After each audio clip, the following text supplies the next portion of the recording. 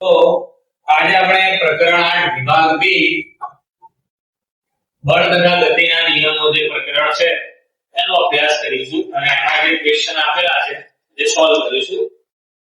તો વેગમાનની વ્યાખ્યા લખો અને એનો એસઆઈ એકમ જણાવો. એમ આપણને ક્વેશ્ચન આપેલું છે કે વેગમાનની વ્યાખ્યા લખો. વેગમાનની વ્યાખ્યા અને તેનો એસઆઈ એકમ. તો વેગમાનની જે આપણને વ્યાખ્યા આપવામાં આવેલી છે એ વેગમાનના જે સૂત્ર છે એની ઉપરથી આપવામાં આવેલી છે. વેગમાન એટલે કે એનું જે દળ છે પદાર્થનું વેગ અને જે પદાર્થનો વેગ છે બંનેનો ગુણાકાર કરો તો આપણને કોઈ પણ પદાર્થ જે આપેલું છે એનું આપણને વેગમાન મળશે. તો એનું જે સૂત્ર છે એ છે સૂત્ર વેગમાનનું દળ ગુણ્યા વેગ. તો એમ સૂત્ર આવી ગયું એટલે કે એના પરથી વ્યાખ્યા આવી ગઈ બની છે કે કોઈ પદાર્થનું દળ અને એના જે વેગ છે એનું ગુણનફળ એટલે કે ગુણાકારને તે પદાર્થનું વેગમાન કહેવામાં આવે છે. તો વ્યાખ્યા લખીએ એની કે વ્યાખ્યા પદાર્થના દળ અને વેગના ગુણનફળને વેગમાન કહે છે.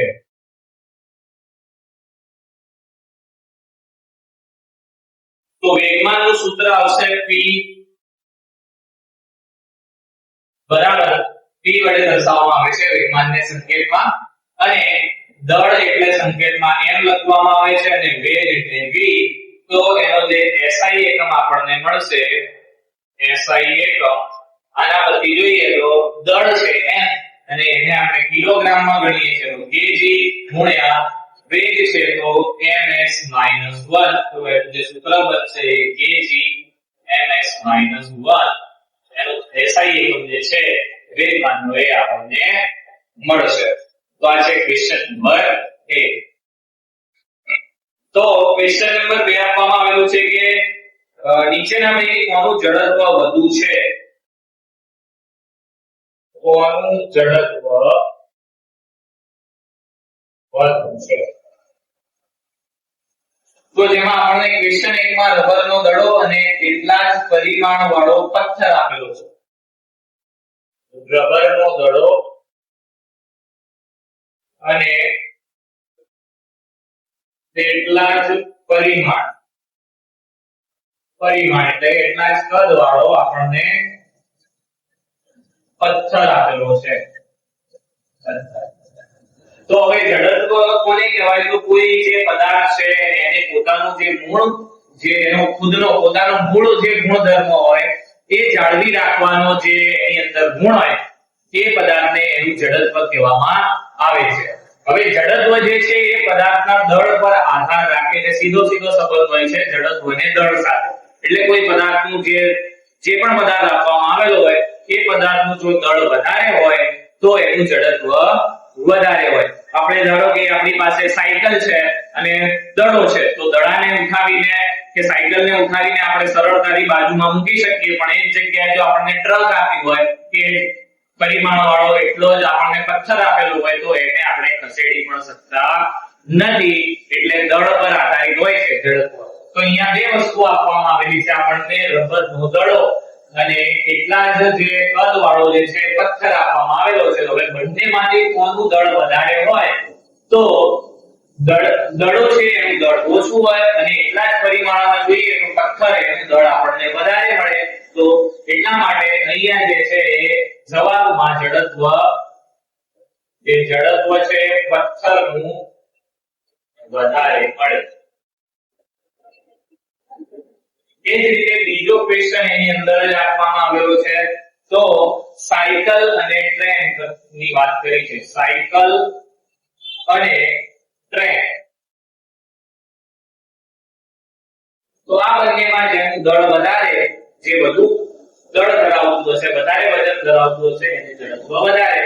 તો ટ્રેન એ એ જોવા જઈએ વસ્તુ વધારે દળ ધરાવતી હોય છે, સાયકલનું દળ ઓછું હોય છે, તો અહીંયા આપણને ટ્રેનનું ઝડપ વધારે મળે. ક્વેશ્ચન નંબર 3 છે કે પદાર્થની પ્રવેગી ગતિ થવા માટે તેના પર બાહ્ય બળ લાગવું જરૂરી છે. ક્વેશ્ચન નંબર 3 કે પદાર્થની પ્રવેગી ગતિ થવા માટે તેની પર બાહ્ય બળ લાગવું જરૂરી છે. સમજાવો. તો કોઈ પદાર્થની કેવી ગતિ? પ્રવેગી ગતિ. એટલે આપણે કોઈ પદાર્થ જે ગતિ કરી રહ્યો છે એને કન્ટિન્યુ ગતિ તો કરાવી રાખવી છે, પણ એની ગતિમાં આપણે વધારો પણ કરાવવો છે. હવે કોઈ પદાર્થની ગતિમાં વધારો કરવો હોય તો એની ઉપર આપણે એક્સ્ટ્રા બળ લગાવવું પડે. આપણે સાયકલ ધીરે ધીરે ચલાવી રહ્યા હોય, હવે ફાસ્ટ ચલાવી હોય તો એને પેડલ વધારે ઝડપથી મારવા પડે, એટલે વધારે એની ઉપર બળ લગાવવું પડે. તો એ જ રીતે અહીંયા પણ કહ્યું છે કે પ્રવેગી ગતિ જો એની કરાવી હોય તો એની ઉપર બાહ્ય બળ લગાવવું જરૂરી છે. તો આપણે ન્યૂટનના બીજા નિયમ અનુસાર જોઈએ કે ન્યૂટનની ગતિના બીજા નિયમ અનુસાર આપણને એનું જે સૂત્ર આપવામાં આવેલું છે F = ma, એટલે કે દળ ગુણ્યા જે છે પદાર્થનો પ્રવેગ છે. હવે જો પ્રવેગ 0 હોય તો, એટલે પ્રવેગ પદાર્થનો 0 ક્યારે હોય? જ્યારે એ પદાર્થ સ્થિર અવસ્થામાં હોય. પણ અહીંયા કહ્યું છે કે પ્રવેગી ગતિ, એટલે પ્રવેગી એટલે એની ગતિમાં સતત એની ગતિમાં વધારો કરાવી રાખવો છે. તો જો એ બરાબર 0 લઈએ તો જે પરિણામી બળ આપણને F જે મળશે એનું પરિણામી બળ એ 0 મળે. તેથી પ્રવેગી ગતિ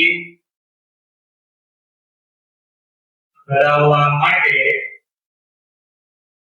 તેની પર બાહ્ય બળ લગાવવું જરૂરી છે.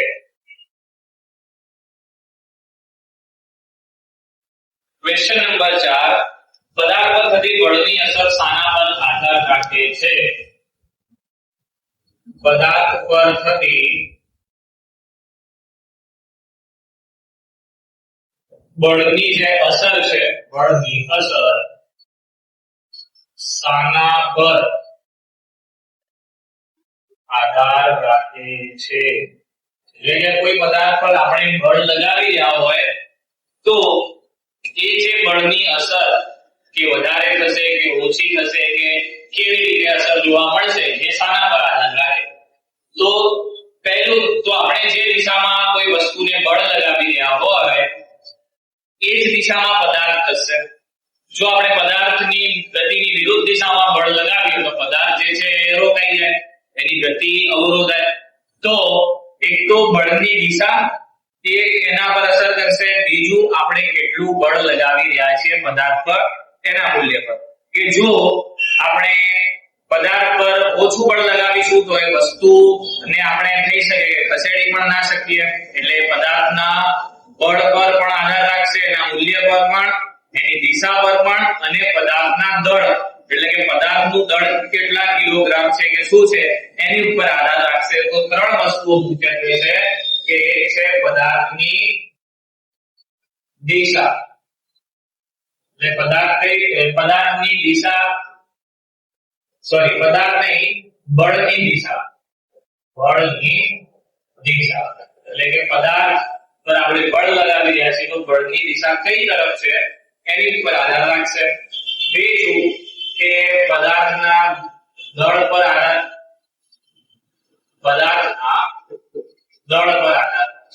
અને ત્રીજું જે બળ લગાવી રહ્યા છે એ બળના મૂલ્ય પર આધાર રાખશે. તો જે બળ લગાવી રહ્યા છે આપણે એ આ ત્રણ વસ્તુઓ પર આધાર રાખે છે. ક્વેશ્ચન નંબર 5 છે કે બળનો આઘાત એટલે શું? તે સદિશ રાશિ છે કે અદિશ અને તેનો SI એકમ જણાવો. બળનો આઘાત એટલે શું?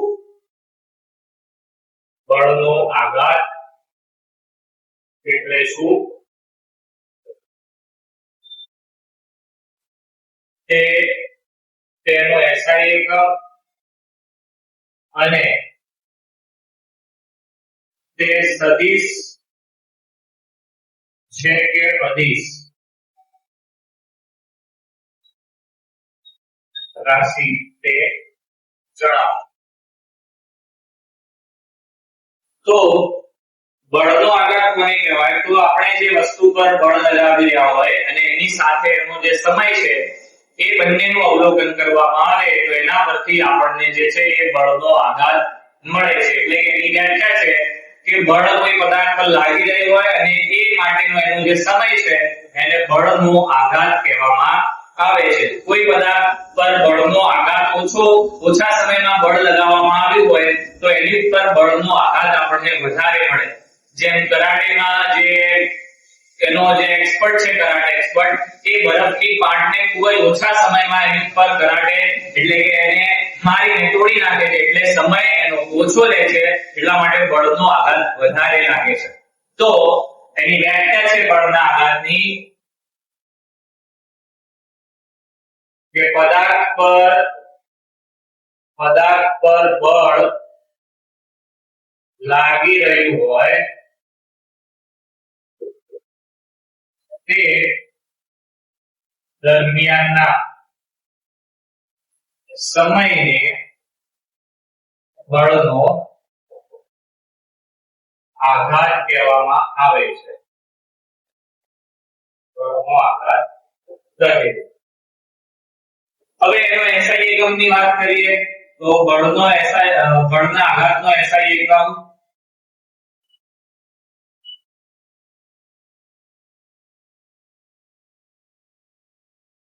તો બળ F અને સમય છે તો S.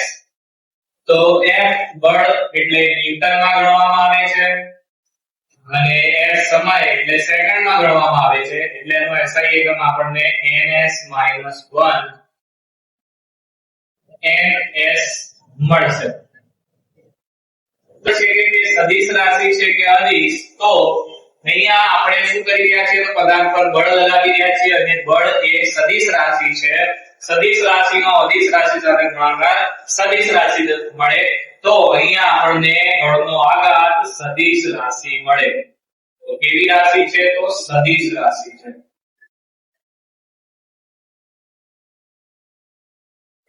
તો અહીંયા આપણને બે ક્વેશ્ચન આપેલા છે કે કરાટેનો ખેલાડી કઈ રીતે એક ચટ્ટામાં બરફની પાટને તોડી નાખે છે. હવે જો એનું અવલોકન કરીએ જ્યારે આ ક્રિયાનું કે કરાટેનો જે ખેલાડી છે એ બળ તો લગાવે છે એની પાટ પર પણ એ જે બળ છે એ બળ લગાવવા માટેનો જે સમય લે છે એ ખૂબ જ ઓછો લે છે. અને જ્યારે બળ લગાવવામાં ઓછો સમય લેવામાં આવે ત્યારે જે પણ પદાર્થ પર એનો પ્રભાવ પડે એ ખૂબ જ વધારે હોય છે. બરાબર?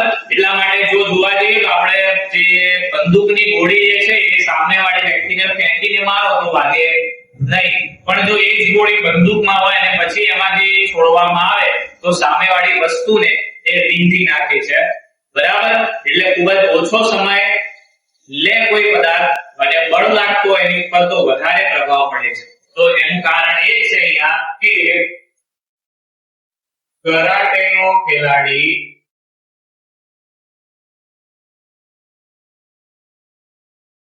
ખૂબ જ ઓછા સમયમાં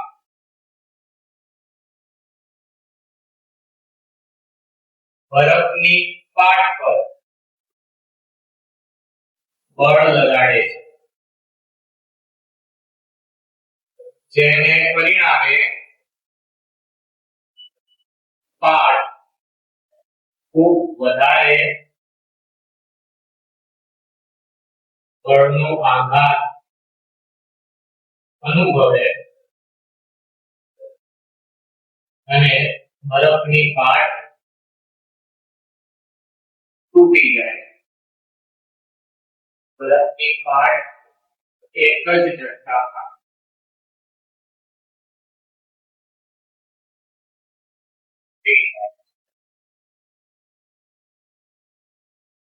હવે બીજો ક્વેશ્ચન એમાં જોઈએ ક્વેશ્ચન નંબર 7 આપણને આપવામાં આવેલું છે કે વૈજ્ઞાનિક કારણ આપો કે વાહનના ટાયરો ખરબચડા રાખવામાં આવે છે આપણે વાહનના ટાયરો પર જોઈએ તો નકશી કામ કરેલું એટલે કે કોતરણી જેવું ખરબચડું દેખાય છે હવે એની ઉપર રાખવાનું કારણ શું તો આપણે જોઈએ છે કે જ્યારે વાહન આપણે ચલાવતા હોય તો ખૂબ જ વધારે ગતિમાન હોય છે અને જો રસ્તામાં કોઈ સ્પીડ બ્રેકર કે ટ્રાફિક આવે છે તો એને બ્રેક લગાવવામાં આવે છે હવે જો વાહનના ટાયરો લીસા હોય તો શું થાય કે રોડની સપાટી અને ટાયર વચ્ચે જે ઘર્ષણ લાગે છે એ ખૂબ જ ઘટી જાય લીસા હોય તો અને પરિણામે એ વાહન શું થાય સ્લીપ થઈ જાય અને જે વાહન ચાલક હોય એને ઈજા પણ થઈ શકે એટલા માટે વાહનના ટાયરો ખરબચડા કેમ રાખવામાં આવે તો જે રસ્તા અને વાહન વચ્ચે જે ઘર્ષણ લાગે છે એ મહત્તમ થઈ જાય અને જે વાહન ચલાવી રહ્યો છે એને સુરક્ષા અને સલામતી સાથે વાહન ચલાવી શકે એટલા માટે વાહનના ટાયરો ખરબચડા રાખવામાં આવે છે તો ગતિમાન વાહનને બ્રેક લગાવતા ઘર્ષણ બળ મહત્તમ મળે તથા વાહન ચાલક સલામતી અને સુરક્ષા સાથે વાહન ચલાવી શકે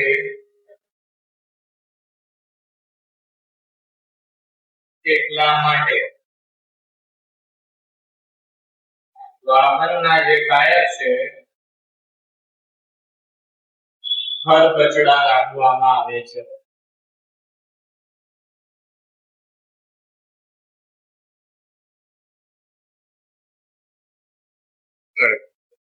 ક્વેશ્ચન 8 છે કે વૈજ્ઞાનિક કારણ આપો ગતિમાન બસમાંથી એકાએક ઉતરતા પડી જવાય છે વૈજ્ઞાનિક કારણ ક્વેશ્ચન નંબર 8 કે ગતિમાન બસમાંથી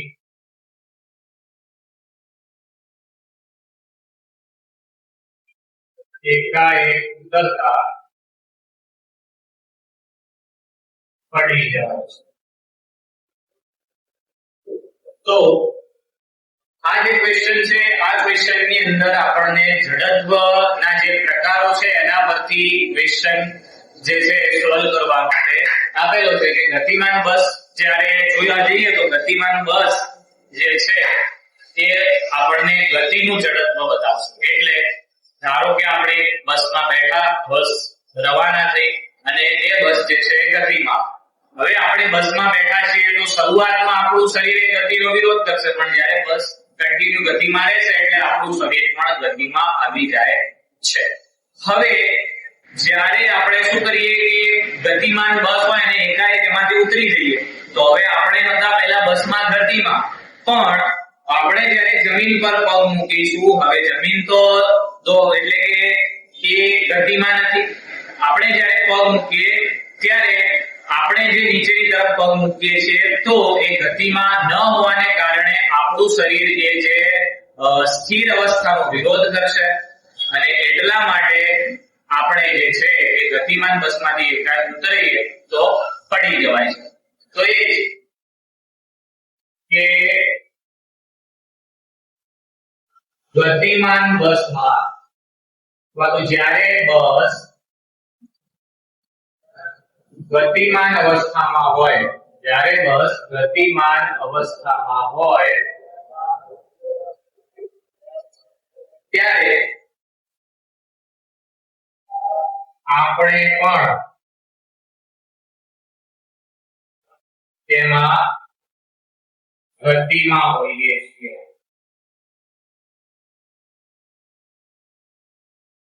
પરંતુ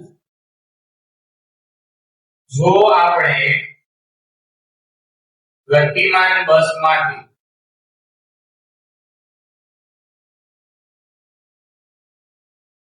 નીચે પગ મૂકીએ તો આપણું જે શરીર છે, આપણું શરીર એ ગતિમાન સ્થિર અવસ્થામાં છે, તો શરીર સ્થિર અવસ્થાનો વિરોધ કરશે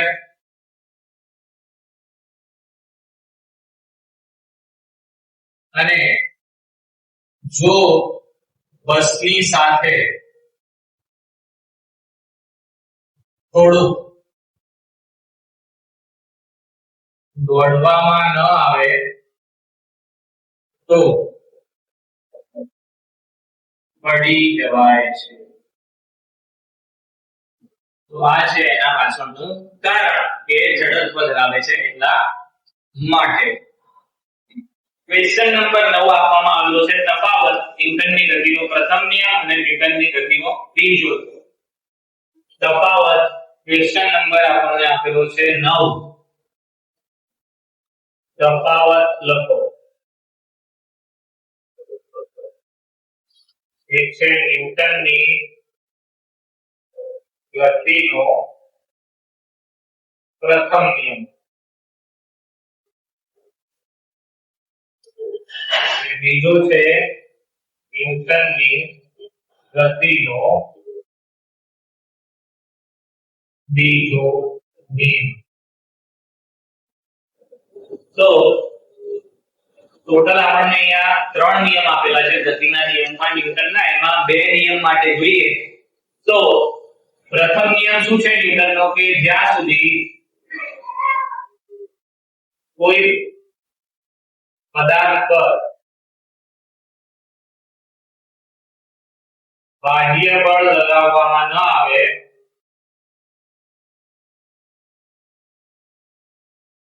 ત્યાં સુધી સ્થિર પદાર્થ સ્થિર અને ગતિ કરતો પદાર્થ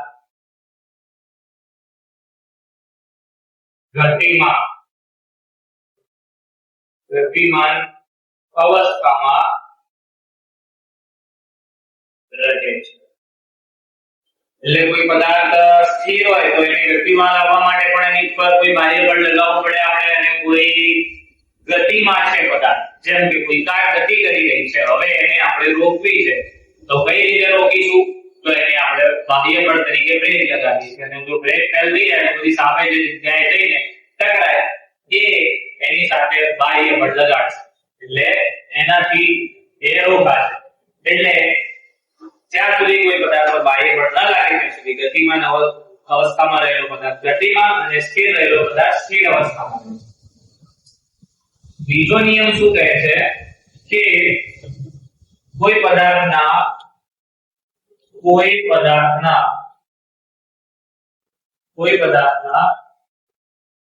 વેગમાનમાં થતા ફેરફારનો સમય દર એ તેની ઉપર લાગુ પાડેલા અસંતુલિત બાહ્ય બળ જેટલો હોય છે. તો આ છે ન્યૂટનની ગતિનો બીજો નિયમ કે વેગમાનમાં કોઈ પદાર્થના ફેરફાર કેટલું થાય તો એનો જે સમય દર છે એ વેગમાનમાં થતા ફેરફારનો સમય દર એ કેટલો હોય તો એની પર જે બાહ્ય બળ લગાવ્યું હોય અસંતુલિત બાહ્ય બળ એના જેટલું હોય છે. હવે બીજો જે મુદ્દો છે એ કે ન્યૂટનની ગતિનો પ્રથમ નિયમ જે છે આપણને જડત્વનું મૂલ્ય આપે છે. આ નિયમ ને જડત્વનો નિયમ કહે છે. જે જડત્વનો નિયમ પણ છે અને જે આ નિયમ છે એ બળનું મૂલ્ય આપે છે. તો આ નિયમ બળનું મૂલ્ય આપે છે. તો આ છે પ્રથમ નિયમ અને બીજા નિયમનો તફાવત. ક્વેશ્ચન નંબર 10 તફાવત આપવાનું છે બળ અને વેગમાન. બળ અને બીજું છે વેગમાન. બળ તો પદાર્થની દિશા કે તેને ગતિમાં ફેરફાર કરવા માટે પદાર્થ પર જે પ્રયાસ કરવામાં આવે એને આપણે બળ કહીએ છીએ. કોઈ પદાર્થ સ્થિર હોય તો એ રોકવો છે, તે કોઈ પદાર્થને ગતિમાં લાવવો છે તેની પર કોઈ પ્રયાસ કરીએ કોઈ કાર્ય કરીએ તો એ બળ છે. વેગમાન શું છે? તો વેગમાન એ પદાર્થનું દળ અને વેગનો ગુણનફળ વેગમાન દર્શાવતું છે. એટલે વેગમાન એ પદાર્થનું દળ અને વેગનો ગુણાકાર કરો તો પદાર્થનું આપણને વેગમાન મળે છે. જો સૂત્ર જોઈએ બંનેના તો બળ જે છે એ F બરાબર એને દ્વારા આપી શકાય, શોધી શકાય, અને વેગમાન છે એ P બરાબર જે છે mv દ્વારા મળે છે. ત્રીજું કે જે બળ છે એનો SI એકમ જે છે SI એકમ ન્યૂટન છે અને વેગમાનનો જે SI એકમ છે SI એકમ એ કિલોગ્રામ અને ઇન્ટુ ms -1 તો આ છે બળ અને વેગમાનનો તફાવત. છેલ્લો ક્વેશ્ચન એટલે 11મા નંબરનો છે વિભાગ બી માં પ્રકરણ 8 માટે કે સંતુલિત બળ અને અસંતુલિત બળ વિશે સમજાવો. સંતુલિત બળ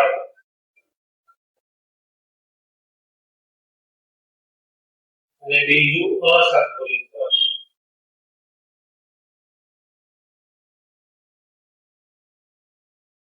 તો હવે સંતુલિત બળ કોને કહેવાય એના વિશે વાત કરીએ તો કોઈ પદાર્થ છે એને આપણે બળ લગાવી અને ખસેડવાનો ધક્કો લગાવવાનો પ્રયત્ન કરી રહ્યા છે, પણ આપણો જે બળ લગાવી રહ્યા છે એના દ્વારા એ પદાર્થ જે છે એ એની એ સ્થિતિ જાળવી રાખે છે, એ ત્યાંથી ખસકતો નથી, એટલે ત્યાંથી તે ગતિમાં આવતો નથી, તેના સ્થાનમાં ફેરફાર થતો નથી. તો એ જે બળ છે એને આપણે કહીશું કે એ સંતુલિત બળ છે. કઈ રીતે? તો આપણે જે પદાર્થ પર બળ લગાવી રહ્યા છીએ એ પદાર્થને જે ઘર્ષણ છે એ સંતુલિત કરી નાખે છે અને એ પદાર્થ એની જગ્યાએથી હલતો નથી, તો એને કહેવામાં આવે છે સંતુલિત. એટલે એ બળ આપણે લગાવીએ છીએ એને બેલેન્સ કરી નાખે છે, તો સંતુલિત. તો સંતુલિત બળનું જે પરિણામી બળ હોય છે એ 0 હોય છે, એટલે કે આપણે જે બળ લગાવીશું એનાથી તે વસ્તુ પર કોઈ ફરક પડશે નહીં, એટલે સંતુલિત બળ છે. અસંતુલિત બળ એટલે શું? કે આપણે જે બળ લગાવી રહ્યા છીએ પદાર્થ પર એના કારણે એ પદાર્થ એની અવસ્થામાંથી ફેરફાર દર્શાવે, એની જગ્યાએથી ગતિમાં આવે અથવા એની જગ્યાએથી સ્થાનાંતર દર્શાવે, તો એ છે અસંતુલિત બળ. અને અસંતુલિત બળનું પરિણામી જે બળ છે એ ક્યારેય 0 હોય નહીં. 0 સિવાય બીજું કશું પણ હોઈ શકે છે. તો લખી લઈએ સંતુલિત બળ કે જ્યારે કોઈ પદાર્થ પર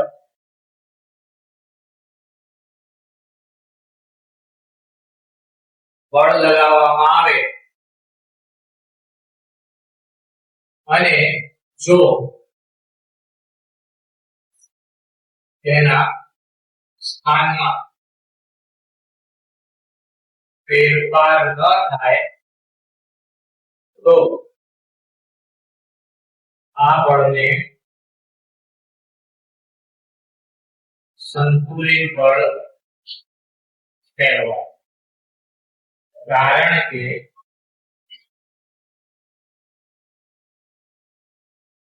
ઘર્ષણ બળ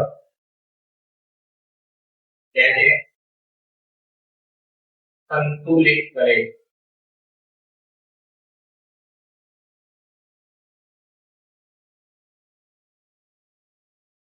બીજું કે સંતુલિત બળોનું જે પરિણામી બળ છે, પરિણામી બળ શૂન્ય એટલે કે 0 હોય છે અને અસંતુલિત બળ એટલે કે જ્યારે કોઈ પદાર્થ પર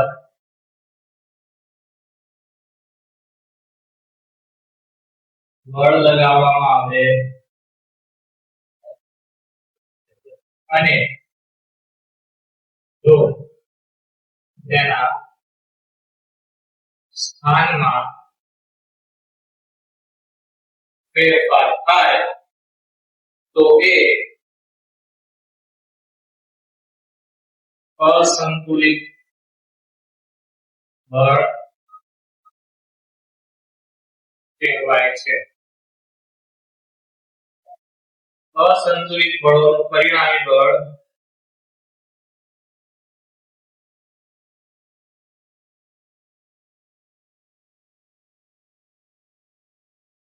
શૂન્યતર એટલે શૂન્ય સિવાયનું